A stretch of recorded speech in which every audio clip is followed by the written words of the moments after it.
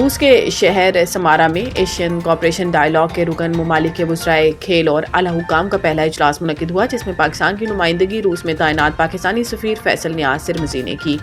یہ اجلاس 13ویں بین الاقوامی اسپورٹس فورم روس پاور آف اسپورٹس کے موقع پر منعقد ہوا، جو 5 سے 7 نومبر تک سمارا میں جاری ہے۔ اس فورم کا موضوع تھا روایت سے جدت تک، ACD ممالک میں کھیلوں کا مستقبل، جس میں 23 ممالک کے نمائندوں نے شرکت کی۔ سفیر پاکستان فیصل نیاز سرمزی نے اپنے تفصیلی خطاب میں کہا کہ پاکستان میں کھیل صرف تفریح نہیں بلکہ قومی فخر، اتحاد اور ترقی کی علامت ہے۔ انہوں نے کہا کہ پاکستان نے ہمیشہ عالمی کھیلوں میں شاندار مقام حاصل کیا، چاہے وہ ہاکی کا سنہری دور ہو، کرکٹ کی عالمی کامیابیاں ہوں یا حالیہ دنوں میں ارشد ندیم جیسے نوجوان کھلاڑیوں کا عالمی سطح پر پرچم بلند کرنا ہو۔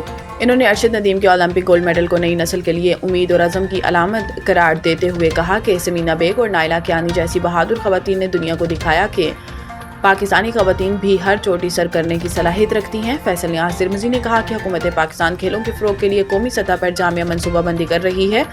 اسپورٹس انفراسٹرکچر کی بہتری، جدید سہولتوں کی فراہمی، تعلیمی اداروں میں کھیلوں کے پروگرامز کا آغاز اور باصلاحیت نوجوانوں کے لیے اسکالرشپس کا اجرا اسی ویژن کا حصہ ہے۔ اختتام پر فیصل نیاز سرمزی نے کہا کہ پاکستان ایک ایسے خطے کا خواہاں ہے جہاں کھیل سرحدوں سے بالاتر ہو کر نوجوان نسل کو جوڑیں، امن اور دوستی کا پیغام دیں اور ایک مضبوط، متحد اور متحرک ایشیا کی بنیاد رکھیں۔